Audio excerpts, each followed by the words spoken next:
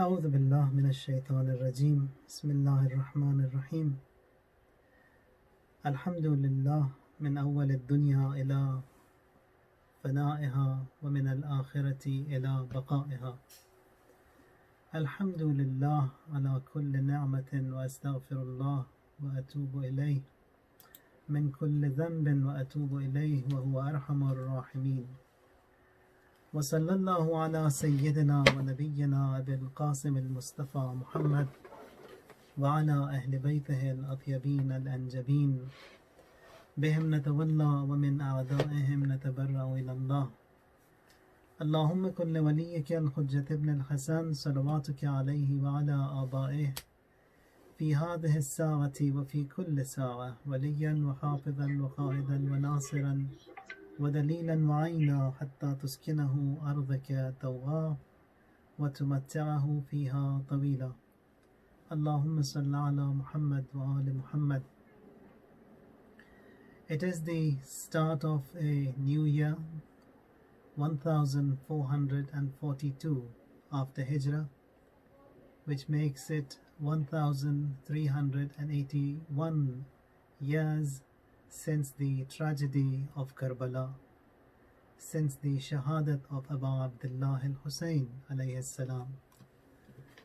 And that what we see miraculous in this movement of Abu Abdullah al-Hussein is that this azah, this mourning or weeping for Abu Abdullah al-Hussein, it is fresher every year, and it is what the Prophet sallallahu alayhi wa alihi wasallam has said: "Inna liqatl al-Husayn hararatun fi qulub al-mu'minin la tabrudu abada." That is, for the massacre, murder and killing of Hussein, there is a heat in the heart of the mu'mineen that never cools down.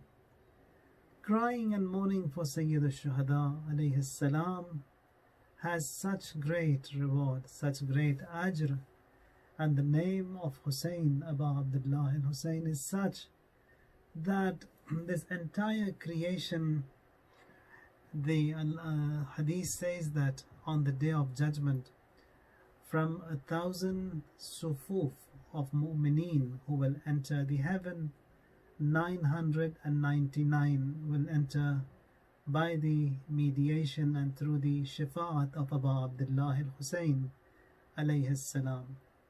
Abu Abdullah al-Hussein, he is great.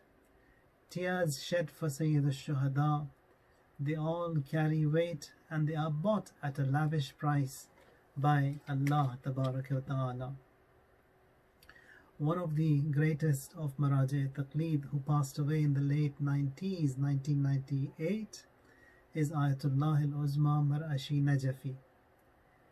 He has his wasiyah and says that the day he dies and prior to his burial, and once you have prepared his body, shrouded it, given ghusl to it, his wasiyat was that bring him by the mimbar on which he used to sit and recite for Abu Abdullah al-Hussein and cry for Sayyid al-Shuhada and make people cry for Abu Abdullah al-Hussein.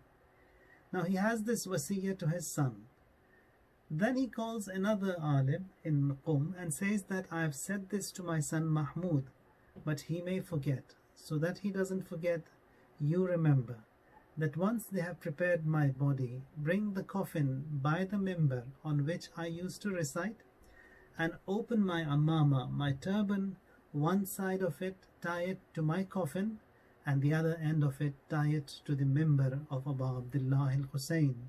So that night, which is going to be a night of pain and horror and loneliness of mine, I am supported by these tears and by those cries that were for Abu Abdullah al-Hussein alayhi salam. So everything that is for Abu Abdullah is great, and everything that is connected to Sayyid al-Shuhada is bought at a lavish price by Allah Jalla wa Ala. Hadith from the Holy Prophet says that لو اجتمع الناس على حب علي بن أبي طالب لما خلق الله النار.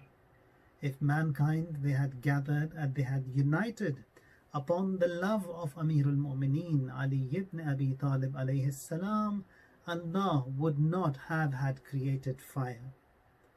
So that again is a shocking report, that Jahannam is because people, they did not come towards the muhabbat and towards the following of Amir al-Mu'mineen Ali alayhi salam. So we have to give importance to these nights, and it is those 10 nights as it was just recited, wal fajr wal layalin ashr, wal fajr by the daybreak, by the dawn, wal layalin ashr, that is Allah swears by these 10 nights. So these 10 nights, they are great. The 10 nights of Layla, of the month of Dhul Hijjah, which started from the night of the first until the day of Eid. And again, these 10 nights that we are in, these 10 nights, they are great. And these 10 nights, they are no less than Laylatul Qadr. And in particular, the day of Ashura. That people, when they get together, they cry for Abu Abdullah al-Hussein. And you see that towards the end of the past Zohr and towards the end of the day of Ashura, although we haven't done much, and especially this year it's going to be all indoors, we see that people, you feel light on that day of Ashura, as if a big burden has been removed from us and we feel light. There says that the reason for that sensation and that feeling is that the burden of wrong that we were carrying is removed, and that is by the mediation of Abu Abdullah al-Hussein alayhi salam. So the best disinfectant we have that can remove all the germs and all the wrong that is in us are these tears that are shed for Abu Abdullah al-Hussein alayhi salam. Hadith from Imam al-Sadiq alayhi salam says, Nafasul mahmoom li dhulmina tasbih wa hammuhu lana ibadah. The breath of one who is aggrieved in our oppression is tasbih, and his striving is worship. That is regarding the azar that is held for Sayyid al-Shuhada Hussein ibn Ali alayhi salam. Now for Abu Abdullah, the skies and everything, the skies, the earth, everything within it, it wept, they cried. Now here Amir al-Mu'mineen is hit, Jibreel raises his cry, says, Tahaddamat wallah arkanul huda. But when Abu Abdullah al-Hussein dies, it is the entire creation of Allah that wept. The skies, all levels of it, they wept. Hadith says that this one hadith, that Nafasul mahmoom lihuznina tasbih, if this is written in gold, it's that great. Now in our teachings, we find that in du'as and majalis, people, they cry and they shed a few tears, though very little. Hadith says that if that tear that was shed for Abu Abdullah was as tiny as the wing of a fly, says wajabat lahul jannah. Says man baka abka aw tabaka, someone who cried or abka made others cry, wajabat lahul, or even resembles like someone who cries, wajabat lahul jannah, jannah is mandatory upon him. So hadith says that every eye will cry on the day of judgment except for 3 eyes. An eye that has cried due to the fear of Allah, an eye that has kept away from the haram of Allah, and an eye that has kept awake in the worship in the way of Allah Tabarak wa Ta'ala. Says these 3 eyes, they will be safe. Hadith says, Kullu aynin baqiyatun yawm al-qiyamah illa aynun bakat al-Husayn. Says every eye will cry on the day of judgment, exception is the eye that cried for Abu Abdullah al-Hussein alayhi salam. So crying for Abu Abdullah is one of those duties which is mandatory, wajib upon every one of us. That is, we have to cry upon Abu Abdullah, we have to teach our children to cry upon Abu Abdullah, and we have to make them cry for Sayyid al-Shuhada. Now when you look into the Ziyarat Nahiyat al-Muqaddasa, the Imam says that لَأَنْدُبَنَّكَ, that I cry twice a day. And when I cry, it's the tears of blood that are shed upon Abu Abdullah al-Hussein and the griefs that he went through. So Aza of Abu Abdullah has to be observed, and it is one of those wajib mandatory um, commands, and that is paying the price of Rasulullah sallallahu alaihi wasallam for the worship that for all the services that he had provided.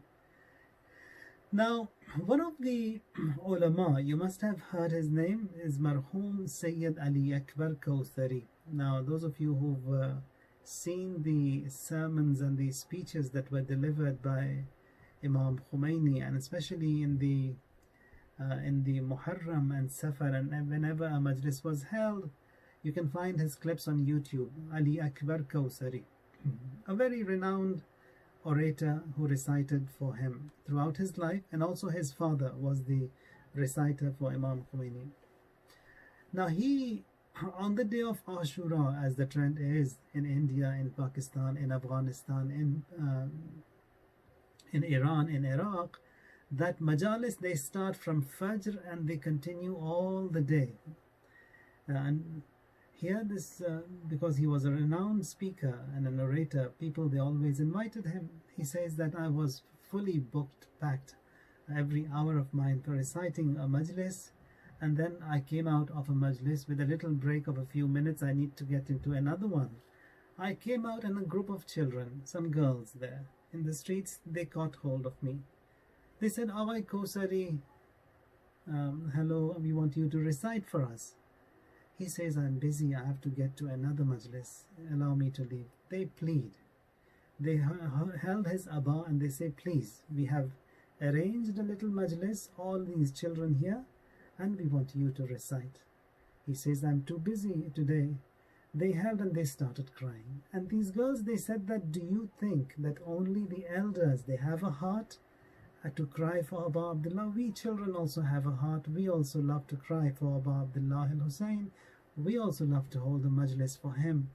Come and sit and recite a little bit. He says that I took time off my other majlis and then came here to the majlis of these children, and I sat there and I recited for them a few sentences I recited. Now when I was leaving, they said, have a cup of tea. You can't leave a majlis without having a cup of tea. That is the tabarruk that you have to have. He says that I took, and they had these teacups, the toy teacups, in which they had arranged all the tabarruk and the refreshments. They gave me a tea. Now he says that all these little kids, I don't know whether their hands are clean or not, maybe or not. He says that I took it respectfully from that girl, but I did not drink, and somehow I threw it away so that they don't find out that I did not drink that tea. Says that night I saw Hazrat Fatima Salamullahi alayha in my dream. She was upset.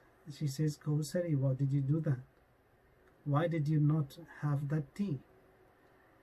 He, with all those excuses that he had, he says that majlis was the only majlis that was accepted from you, that you recited on that day.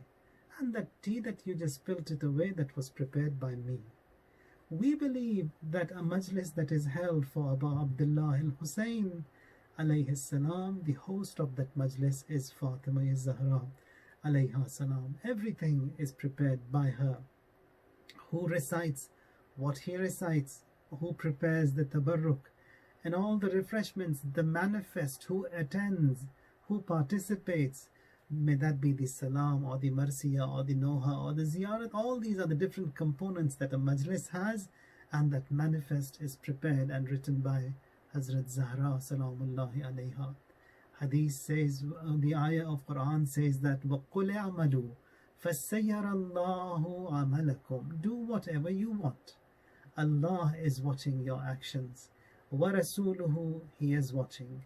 وَالْمُؤْمِنُونَ, they are watching your actions. So everything that we are doing in the presence of Allah, it is like a live connection between us and Him, us and Rasulullah, and us and some of the mu'mineen. So a majlis that is held for Sayyid al-Shuhada, although in this pandemic everything has shut down, everything is closed, but in reality that many mu'mineen that were used to participate in majalis, for example, 500 million people on this planet Earth, they used to go to, example, 1 million centers, but now it's not 1 million centers, it's 500 million centers That is, every mu'min himself is mourning and shedding tears for Sayyid al-Shuhada. In fact, every heart of a mu'min has become a Husainiya this year. It's beautiful, it's different, it's a new experience that we see. And that what we observe from a night like tonight is, first of all, Ziyarat Ashura be recited every day, all of it, with the 100 lan and the salam. And the best way to do it, that if you cannot recite all those 100 lan and salam, one of the options that has been given to us is that you, when you say Allahumma la'an awwala zalimin zalama haqqa Muhammadin wa ala Muhammad wa akhira tabi'an lahu ala dhalik, Allahumma la'an al-isabata allati jahadat al-Husayn wa shaya'at wa baya'at wa taba'at ala qatlih, Allahumma la'anhum jami'a. Just repeat that bit. Allahumma la'anhum jami'a. Allahumma la'anhum jami'a. Likewise at the salam. From the salam bit of Ziyarat Ashura, you just repeat Assalamu alayhi ala al-Husayn wa ala Ali ibn al-Husayn wa ala awlad al-Husayn wa ala ashab al-Husayn. Just that bit you repeat, and then 100 times, and after that complete the ziyarat and then recite Dua al-Qamar. And this ziyarat, it's highly rewarding. Marhum Allama Qazi Tabatabai, the Ustad of Irfan of Ayatullah Bahjat, when he was seen after his death, they said that, do you want to return to dunya? He says yes. Says, what do you want to do?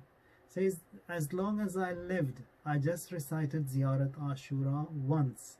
And all the benefit that I see in Akhirah for that Ziyarat Ashura is beyond one's perception and cannot be explained. I want to return to dunya to recite Ziyarat Ashura a lot more times. That is that barakat of the Ziyarat Ashura. Ziyarat Ashura is in reality Hadithul Qudsi, that is the word of Allah Tabaraka wa Ta'ala. Now for this Ziyarat Ashura, one of the things that we have to observe in these 10 nights or until the Arba'in of Aba Abdullah, Hadith says that when Imam as-Sadiq was in the streets of Medina, Imam says to the reporter that, do you pay a visit to my grandfather Hussein? He says, no, I live in Medina, that's too far away, I can't, I'm here in Medina. Imam says, you don't need to travel, just look to your right, you look to your left, and then you say, Assalamu alayk, Ya Aba Abdullah. For this one phrase, for this one sentence, you get the reward of a complete Hajj and a complete Umrah. So that is regarding the sawab of ziyarat and the ziyarat Ashura and crying for Abu Abdullah al-Husayn alayhi salam. Hadith says, Innal buka ala al-Husayn yahuttu dhunub al-izam. Now we have sins that cannot be forgiven. We have sins that we don't know how they can be forgiven. Says, you cry for Abu Abdullah al-Husayn, all those stubborn sins that were difficult to be removed, that can be eased, that can be taken away and removed from your system. That is Abu Abdullah al-Husayn alayhi salam, and the benefits of the ziyarat of Abu Abdullah and crying for Sayyid al-Shuhada. The topic that we have is how to have a Mubarak life, Barakat in life. One of the ways is by bonding with Abu Abdullah al-Husayn. Now many a times you see that people, they have a very Mubarak life. Now there might be people who have a lot of wealth, there might be people who have dwellings huge, big, but then there is no benefit in it, there is no productivity in it. But sometimes you see people with little wealth and then a lot of barakat, or sometimes people with just a few kids and then so much productivity, and a little house and so much of barakat is there. So barakat is something that is given by Allah Tabaraka wa Ta'ala. And how do we attain that barakah? For example, here we have Hazrat Zahra Salamullahi alayha, who is the only child of Rasulullah and a daughter. And it is a time when people, they used to believe and say that Banuna, Banu Abna'ina, that is our sons are that is our lineage, it continues through our sons. Daughters are strangers. Through daughters, one's lineage does not continue. And the person who used to mock Rasulullah, he had 11 sons. And then, as a result of his mockery, one after the other, all of them perished, all of them died. And here Allah gave one daughter to Rasulullah. And so much of barakah in her, inna a'tainaka al-kawthar, that we gave you abundance, goodness in abundance and a lot. And that is Kawthar that was given to Rasulullah. You see that at the age of 18, she lives only 18 years on the surface of this earth. And in those 18 years, how much of a benefit was provided by her in her family, in that community, in Mecca, in Medina, in that Sha'b Abi Talib. Wherever you see, it's only beauty and barakat that was seen by her. And even after her demise, the same productivity, the same barakah is there for Hazrat Fatima Salamullahi alayha. Now, this barakat has to be sought. There are some ways of getting this barakah. Now, because it's the night of the first of the sacred month of Ramadan, we have to start this azar, this duty, this wajib, and we will seek help from Hazrat Fatima Salamullahi alayha, who is the mother of Ashura. If we cry for Sayyid al-Shuhada so much and we observe the day of Ashura as such, now here Fatima is the mother of Ashura.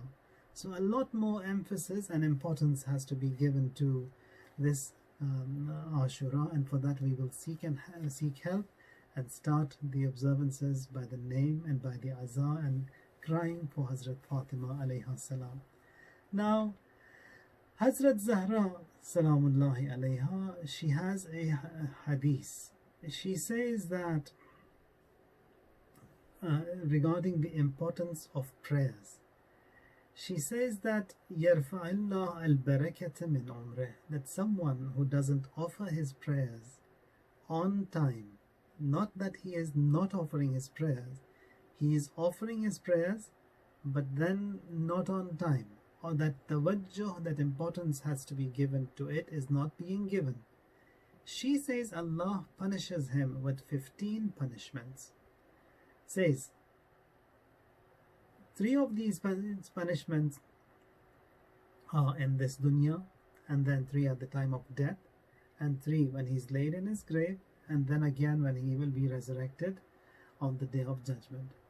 So 6 punishments for each one of these stations. Says Yarfa'illah al-barakata min umrih, Allah will seize away barakat from his life, from his umr. That is, a person may be living for such a long age, but no barakat whatsoever, has lived for 100 years, no productivity, no one has benefited from him. Says Allah will take away the barakat from his life if someone doesn't give importance to his prayers.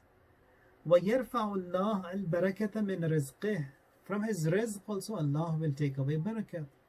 He's earning a lot, he's making a lot of money, but then there is no barakat in that money.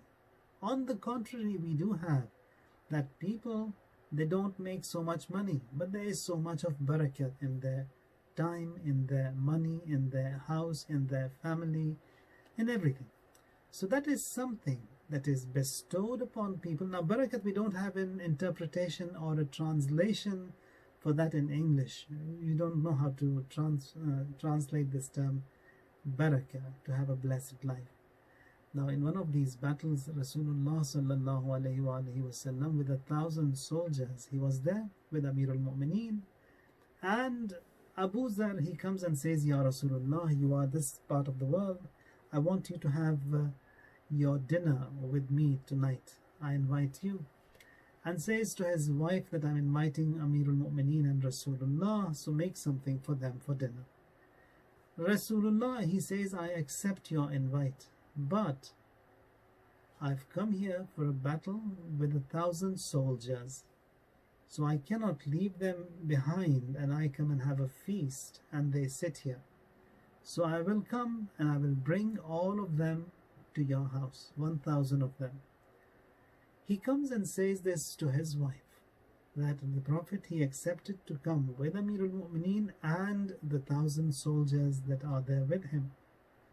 She was a mu'minah. She says, if the Prophet has said that, then there's nothing to worry. He knows what to do and what he has said. Now this dwelling of Abu Dharr, it's a small dwelling, a small house, and with a very minimum arrangements in it. Says a very small dwelling with a little food that was prepared for Rasulullah and Amir al-Mu'mineen. They come, then here says Rasulullah that the soldiers, they have their meal first. What happened to that place, that little place? It expanded so much, and all of them were accommodated in that dwelling of Abu Dharr. All of them ate that little food that was prepared by Abu Dharr's wife, and all of them left. And then now the Prophet and Amir al-Mu'mineen, they sat, they had their meal, and everything was as it was. Whatever she had prepared was still there. So that is barakah, that is given to someone's food, to someone's life, to someone's time. Or even if you see today, Ayatollah Misbah, our Ustad, may Allah protect him, he was saying just a few days, 1 or 2 months ago in one of his talks, saying that I have reached at this age 86 years, 87 years, and the amount of work he does, and then says compared to the amount of work the leadership of the Islamic Revolution, Ayatollah Khamenei, he does, says it's beyond one's comparison. No one can think of how much of a burden is on him. Looking after the local affairs, the international affairs, then his education, his lectures that he has twice every week, and that is Dars Kharij, which is that highest level of research, and then delivering of those talks and lectures and studies, and then on and off these lectures to be given, all these international meetings, his reading, and also in reading he is the second fastest book reader in Iran. Says no one with that much of a productivity and that age, and also he is ill. And how come he can manage, and there is no one on the surface of this earth who can do that? That is that barakat given to someone's time, to someone's life, to someone's age, that Allah Tabarak wa Ta'ala, He picks certain things in an individual, and for those little things, so much is given. And that is why we see in Quran and the riwayat that never underestimate any one of these a'mal and actions that have been mentioned, the mustahabbat that we have, saying that that's little, that's tiny. Says we don't know, maybe that mustahab that we want to put away, in that it is the pleasure and the rida of Allah Tabarak wa Ta'ala that is hidden. And for that, because Allah has picked it and has liked that in you, He will give you whatever you want. That is why it is said, فَاسْتَبِقُوا الْخَيْرَاتِ. When it comes to good, you always have that competition with others. Try to do it first.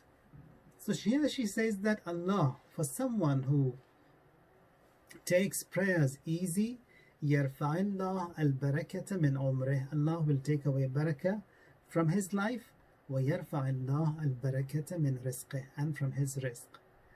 Now, that is regarding the barakah. One of the other things that we do see in the ayat and riwayat is many a times people, they think that by spending things lessen in the equations and calculations of Allah Tabarak wa Ta'ala, it is the other way around. People, they used to come to Prophet and say that, Ya Rasulullah, I'm suffering, I'm hand to mouth, I'm struggling with my life, I haven't got anything, what do I do? Rasulullah says, give sadaqah. He says, I haven't got anything, how can I give? He says, give. Or for example, when the youth, they used to come to the Prophet with their problems and how they are suffering and struggling, he used to give them a prescription which in today's calculations and equations, it never falls in anywhere. Says, go and get married. Says, I don't have anything and you want me to get married? He says, yes, go get married. So that is how Islam opens up. Here says that people, when they don't pay their zakat, people, when they don't pay their khums, says, منعت الأرض بركاتها. By not paying zakat, you would see that the land, the earth, it would stop giving away its barakah. So by paying zakat, and zakat is also a very small portion from whatever that income is, 2.5%, 5%, 10%, depending on how the land is irrigated. The zakat also, or for example, if you have cattle and sheep, and then if you have worked hard in providing the food for the cattle, there the zakat is low. No, but if you've just left those animals to graze on their own and they have benefited from the lands of God, says that over there the zakat will be a little high. So that is how zakat is paid. Here it says that if someone does not give zakat, stops paying zakat, and Homs says that the earth also will stop giving out its barakat to you. من الزرع والثمار والمعادن. Now what are those barakat of the earth? It says it's fruit, and then it's vegetables and whatever grows from the earth, and ma'adin. Ma'adin are these minerals like the petroleum, the gold, the silver, whatever you have hidden in the earth, that is the treasures of Allah. Says if you want those treasures from what has been given to you, give away as zakat, as khums, as sadaqah. Allah also will give you from his treasures. Now in giving, Allah gives a lot. Someone who is giving, Allah gives him. Someone who is tight-fisted, Allah doesn't give him. So being generous is good. One of the qualities of mu'mineen is that they are giving. One of the other means which stops barakat from getting to you is tarku amr bil ma'ruf wa nahy anil munkar. If you have got the ability that you can guide someone and teach someone what wajib is, what haram is, bring him closer to Allah, reduce the distance between him and his God, do it. If you can do it. If someone doesn't do it, then he says that barakat also will be taken away from him. One of the other means of what seizes away barakat in our life is, says, إِذَا ظَهَرَتِ الْخِيَانَاتِ ارْتَفَعَتِ الْبَرَكَاتِ. Cheating, treachery, or cheating one another, if that increases in the society, barakat also they will be taken away. Elsewhere says that jury, interest, profit on money, that is haram, not allowed. That you give something to someone and then say, I give you $1,000, but I will take back $1,200. That is haram. Says that will take away the barakat from you, from your money. So barakat, لو أن Quran says لو أن أهل القرى آمنوا واتقوا لفتحنا عليهم بركات من السماء. Says if the inhabitants of that land, that village, that place, آمنوا, they were faithful, واتقوا, they were God-bearing, لفتحنا عليهم بركات من السماء, we will open up for them barakat, special favors from the sky and the earth. And then when you see that it happens, says Yvr alaykum midrara, you will see that the sky, it will pour on you, pour all the barakat, only because of obedience. In our deen, obedience comes first. May that be obedience to Allah, obedience to Rasulullah, obedience to the Imam. If someone submits to the Imam, to the Prophet, to Allah, you would see that provisions are there, barakat are there. يُرْسِلِ السَّمَاءَ عَلَيْكُمْ مِدْرَارًا, and Allah will send abundant rains on you from the skies. So that what we see from Hazrat Zahra Salamullahi alayha, she picks up this point and says that on time prayers, giving importance to prayers, it will give you barakat in abundance, a lot of barakat. One of the other ways how this barakat can be enhanced and can be increased is بالعدل تتضاعف البركات, by being just, observing justice. Now the reason why Abu Abdullah al-Hussein stood is for justice. The reason why Amir al-Mu'mineen Ali alayhi salam was killed was because of his excessive justice.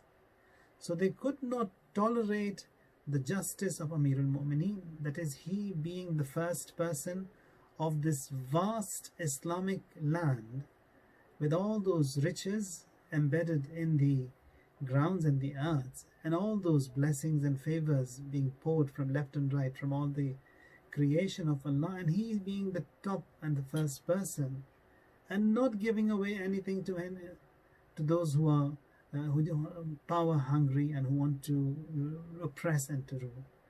He says that if I was to seize away the skin of a grain from the mouth of an ant, I would not do that. That is Ali ibn Abi Talib. So that justice of Amir al-Mu'mineen was tough on those arrogant powers of his time, that if he is to rule, he will never let us rule on the land, and he would never let us make money. Muawiyah also said that, and all of these rulers, they say that we know that there is no one better than Ali.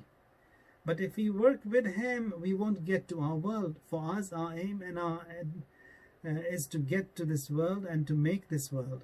Being with Ali will not let us make this world.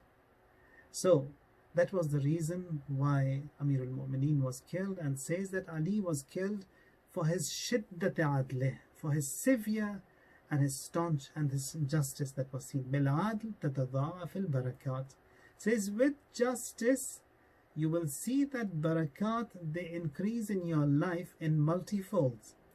Now if you have many children, more than one, this justice has to be observed in all of them. Not that you give a lot to one of them and nothing to the other, or a little more to one and less to the other. In the presence of Amir al-Mu'mineen, Ali alayhi salatu wassalam, there was a lady. She had 2 children with her, and she had 3 pieces of dates. And then the children were hungry. What she did is that Imam was watching her. It's 3 kids and 2 kids and 3 dates. She gave 1 date to this one and 1 to the other one, and then sliced the other into half, the third one, and gave half and half to each of them. Imam says that is adl what you did. That is good what you did. So that is adl. With that observance of adl, barakat in one's life, they increase.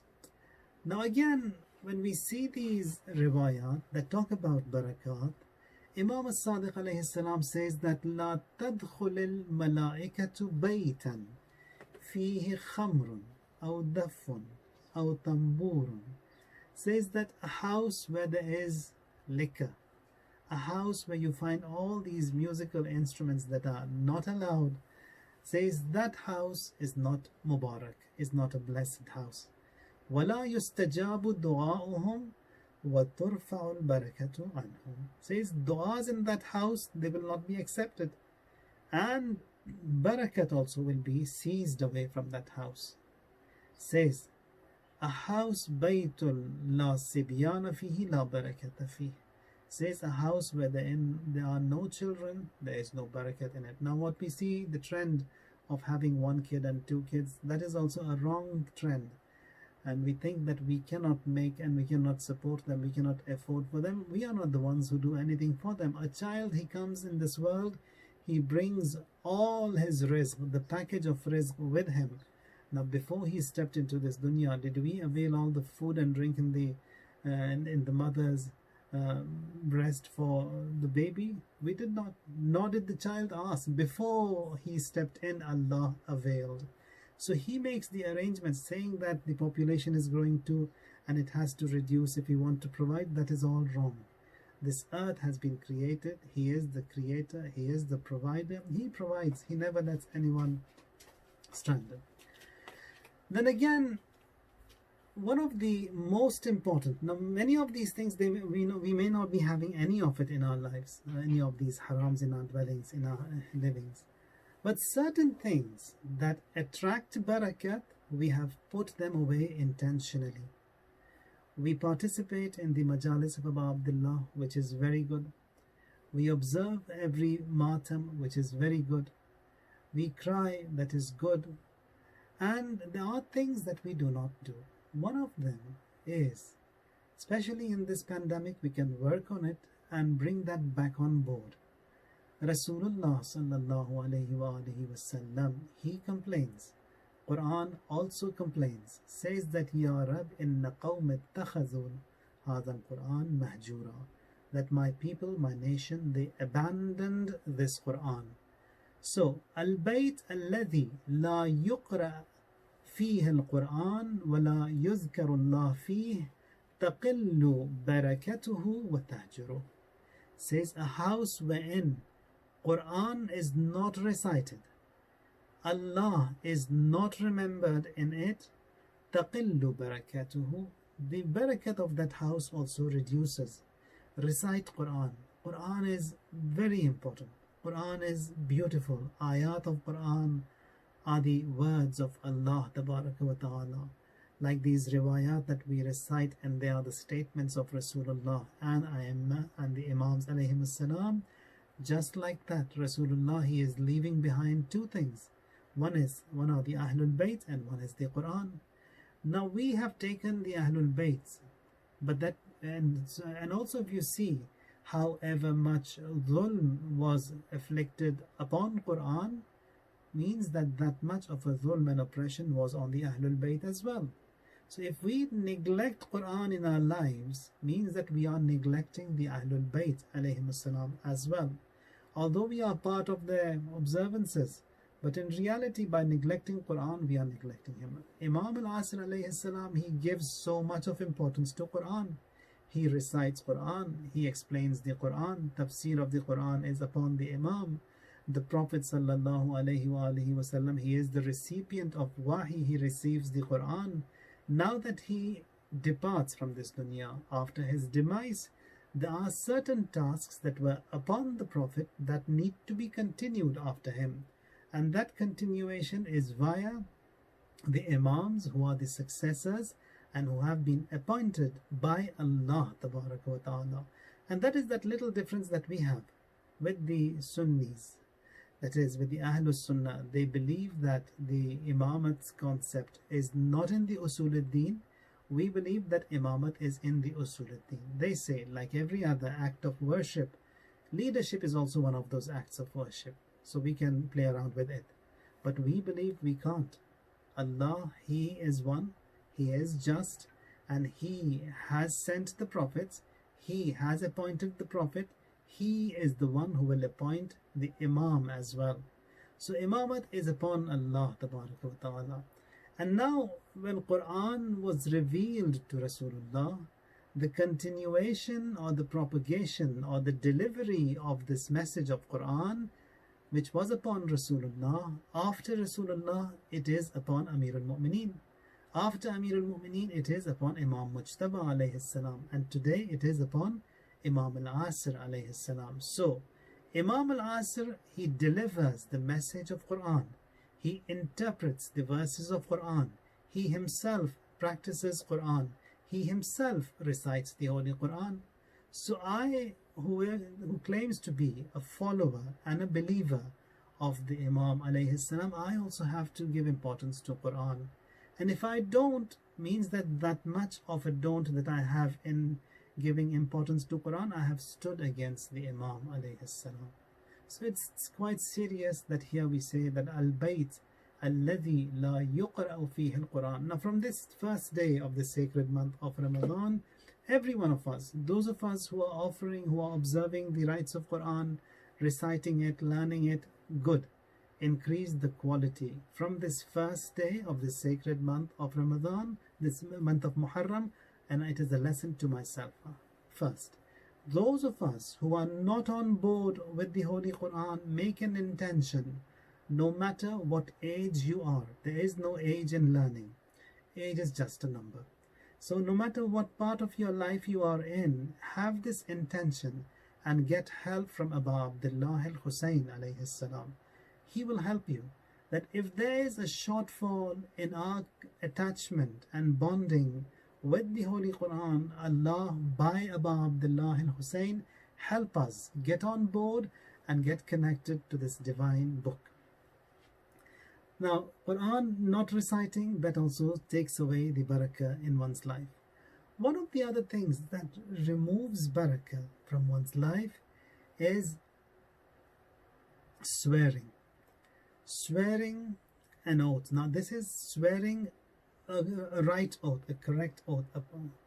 that removes the barakah. If it is something which is negative, or swearing an oath which is false, that is haram, plus there is a penalty on it, and that will definitely take away barakah. Now, swearing an oath which is true, that takes away barakah. Or someone, he has something and he wants to sell it, he's just praising and saying, by God, this is that, and it is worth more than that. So swearing at a commodity, at something, and then selling it, that would also take away barakah from one's life. Flattering, praising, that also seizes away barakah from one's life. Says, ayyuma mu'minin khada'a li sahibi sultanin aw man yukhalituhu ala dineh. If someone praises someone more than he deserves, or someone is in the presence of someone who is rich, or someone of a high status and rank, and then bows down before him more than he should, respects him more than he deserves, says that also will take away barakah from your life. Or likewise says cheating. If you are a partner in business with someone, or a partner with someone, cheating, may that be in business or otherwise. So if there is any kind of an agreement and a binding and a contract between two, and then you cheat, and this also becomes the wedding contract also applies to this. If someone cheats and deceives the other, says that will also take away the barakah from one's life.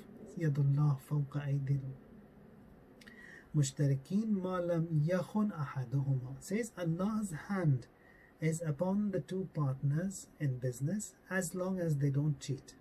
If one of them cheats, then that hand of Allah will be removed, and that barakah also will be lost.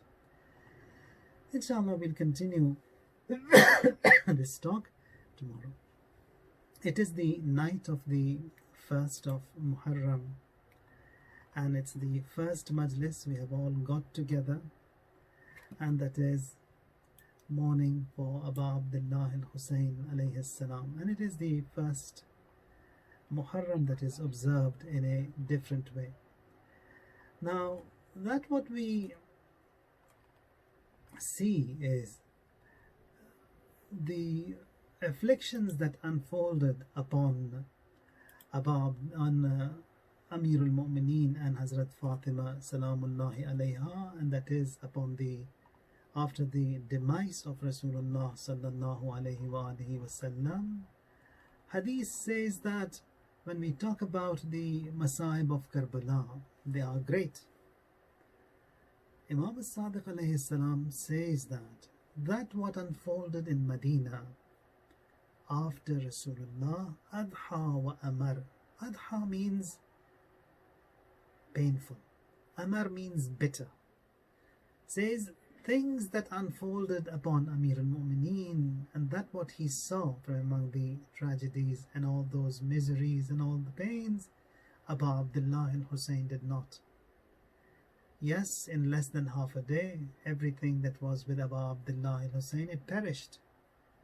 So many Bani Hashim were killed. So much of an affliction, so much of a Mazlumiyya, so much of... Says, but there were certain things that Abu Abdullah al-Husayn did not see, and which Amir al-Mu'mineen saw in Medina. Says, in the presence of Amir al-Mu'mineen. Now we believe that Imam is the center point and the core of this existence. We believe biyumnihi ruziq al-wara, the sustenance of every creation is provided by the Imam. And we believe that kull shay'in ahsaynahu fi imamin mubin, that Allah, He has united and He has gathered everything in the Imam. So Imam is the center point. So if it is births, if it is deaths, if it is a shahadat, here the Imam has to certify or write the shahadat certificate of that shaheed. This is the aqidah. Now when we, on the night of Qadr, we have all these du'as and observances, and we present everything before the Imam of age. He signs, he dispatches, and he is the one who approves for the forthcoming year, whatever you are destined to get. Now then it is Amir al-Mu'mineen who is the Imam of age. So did he not know that if Fatima Salamullahi alayha, if she opens the door, she will be hurt, she will be hit, she will be, and Muhsin also will be killed? He knew all that. That ilm was there with the Imam. And we see a similar situation in Karbala as well. There it is Fatima alayha salam, a lady who opens the door and gets crushed between the door and the wall and is brutally beaten and the door burnt down. In Karbala also we see a similar situation, that Sayyid al-Shuhada, when he knew that it is death that he is going to, he also takes his wife and his children, his family members with him. So that's something that he learns. One of the things that we see, the reason for that is, if it was just the media who was to portray the wrong and the evil of this lot who usurped the rights after Rasulullah, it wasn't an easy job. Likewise, if it was the media who was to reflect and to inform of what mishap and what tragedies took place on the day of Ashura, that was not an easy task. They could do whatever they want, they could distort everything. But here we see that they had no mercy to women, to children. To women and children, everyone has a special regard. Here, this Mal'oon, when it was said to him, Inna fiha Fatima, that Fatima is in the house, he says, Wa'in, let her be in the house. Says that it was at that time, there was a Jew amidst the crowd and the congregation in Medina. Says when he saw that Amir al-Mu'mineen Ali alayhi salam, that rope has been tied into his neck, and he has been tied and he's been dragged in the streets of Medina. This Jew who was a spectator watching these incidents unfold, he says, Ashhadu an la ilaha illallah wa ashhadu anna Muhammadan Rasulullah. He embraced and he becomes a Muslim there. Someone there in that crowd said that, what was the time now that you embraced? Why now? When the Prophet was there, when he was inviting, why did you not embrace then? When all these different occasions were there for you to embrace, you did not, and now you embrace? He says, yes, all those incidents that I saw then, and all those invitations that I saw then, they are totally different to what I see now. That this Ali, who is so strong, who is so mighty, who is the bravest there, when he is in such a situation, means that there is something greater that he is fighting for.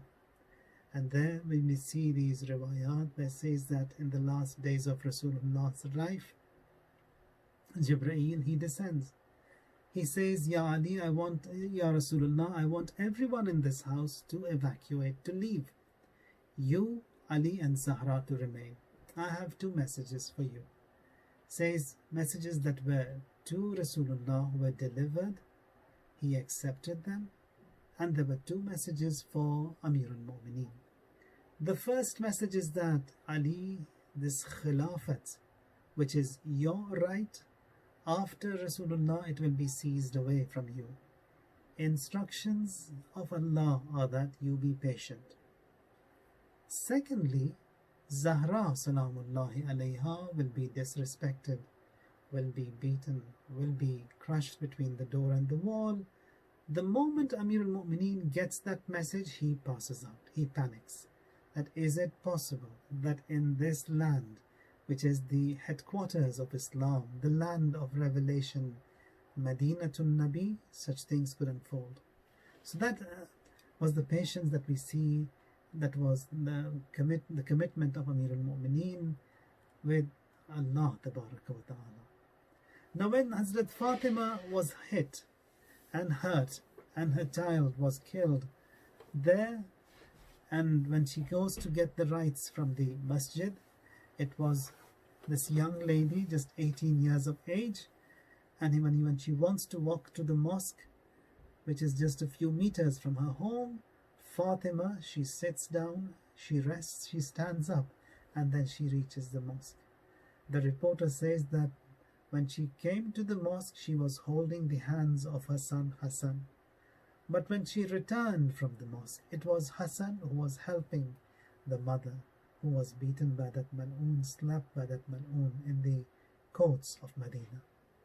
Now here she has a wasiyah that none of these mala'een who hurt me be present in my funeral.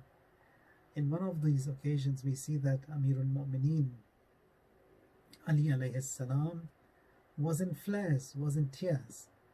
They said that, Ya Ali, what is the reason for this distress of yours?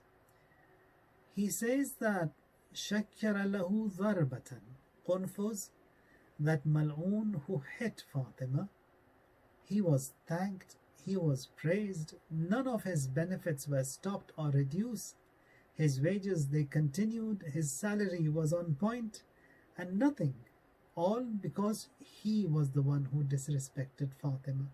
Besought with that lash, فماتت وفي عضدها أثره كأنه الدملج. The bruises and the swellings of her arm looked like something that has been wrapped onto her arm. She was that much bruised and in pain. Now when we see the ziyarat also, says Assalamu alayk ya waliyallah to Amir al-Mu'mineen. When you go to Mashhad and you recite that ziyarat, may Allah tabarak wa ta'ala remove this bala and open the path to Najd and Karbala, which was our only joy in this world, that we somehow pay a visit to Sayyid al-Shuhada in Karbala, that path be opened inshallah. There we say, Anta awwalu madhlumin, you are the first oppressed. Wa awwalu man ghusiba haqqoh, the first whose right was seized.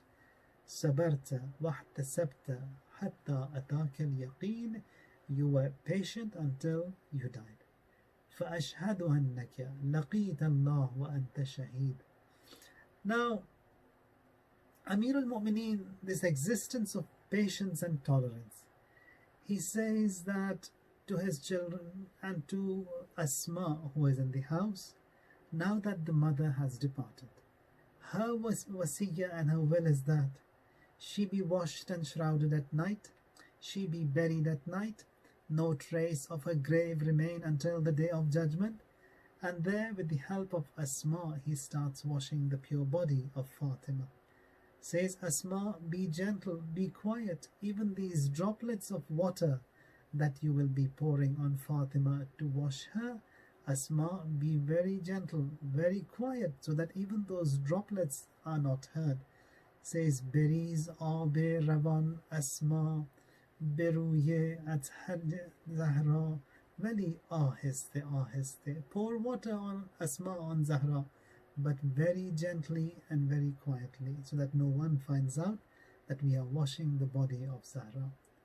Now all of a sudden, amidst that ghusl that was being given, Amir al-Mu'mineen, he raises his cry and starts crying loud.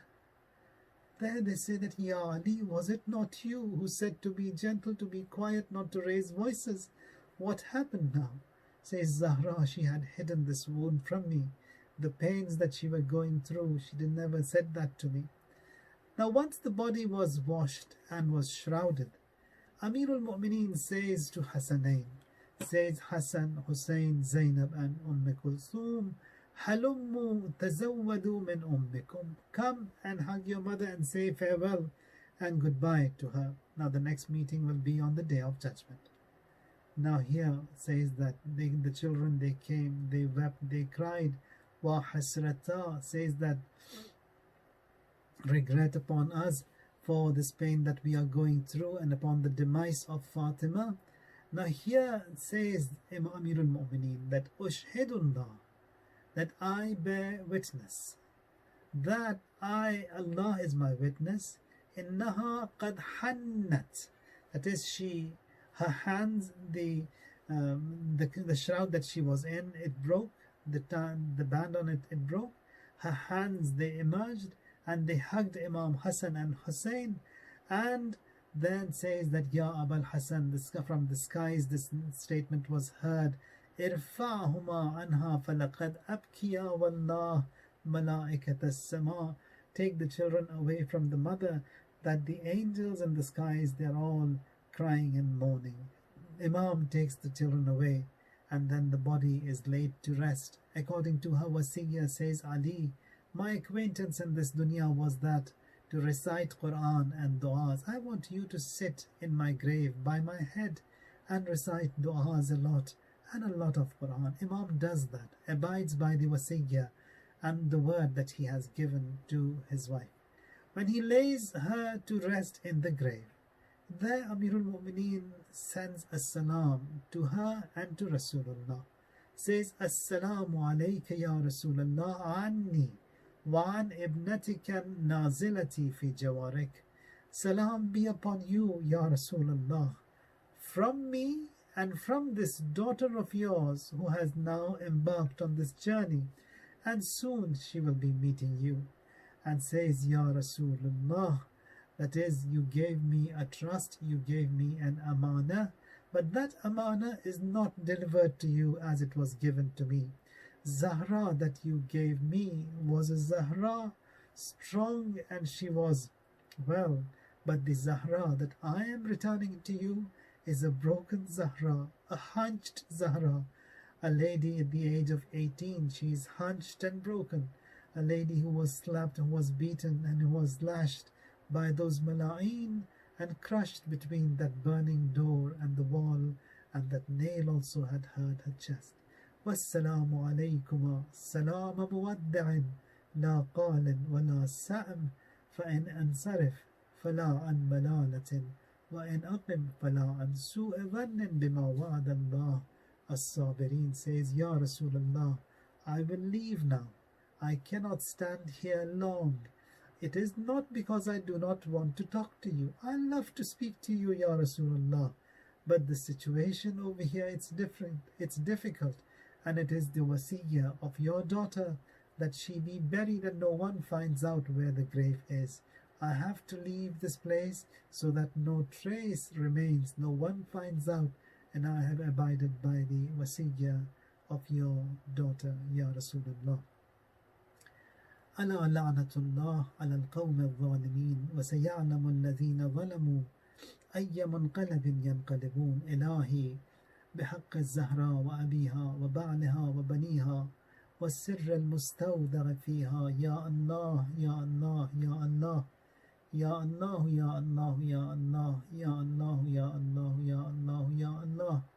اللهم أحينا حياة محمد وآل محمد وأمتنا ممات محمد وآل محمد. اللهم ارزقنا في الدنيا زيارة محمد وآل محمد وفي الآخرة شفاعة محمد وآل محمد. Allah, between us, Quran and Ahlul Bayt, never ever come across a moment of separation. Ya Allah, our children to be enlisted among the best of supporters, among the best of Muslims, among the best of those who mourn for Sayyid al-Shuhada. Ilahi, hasten in the return of our Imam, our Master, and count us all among the best of his servants. Ya Allah, those who are ill and ailing, grant them shifa. Those who have passed away, Allah, forgive them this moment, this hour. Make them all the guests of Amirul Mu'mineen and Hazrat Fatima alayha salam. Ya Allah, hasten in the return of our Imam, our Master, our Hujjah, and send our sincere salams to the Imam.